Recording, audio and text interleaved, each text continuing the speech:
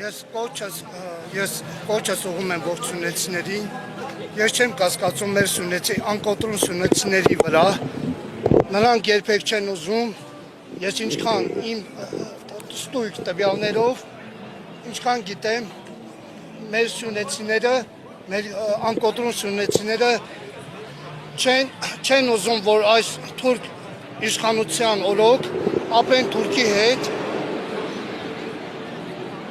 ես կոչս ուղում եմ սունեցիներին, բոլոր մեր սունեցիներին, մեր կապանցիներին,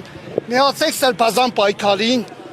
և միայն պայքարով պետք է վռնդեք այս թուրք իշխանությանը, կոչս ուղում եմ մեր սունեցիներին, մեր անկոտրուն սունեցիներին,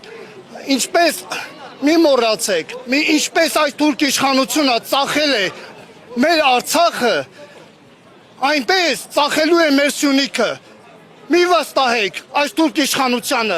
որպես սյունեցի ես ձեզ ասել եմ 21 թվից, չեք հավատացել, հիմի ասում եմ, խոսքս ուղղում եմ ձեզ, հարգելի սյունեցիներ, մի վստահեք այս թուրք իշխանությանը, մենք երբեք անկոտրուն չենք եղել, մեր պայքարը շարունակվում է և միացեք սրբազան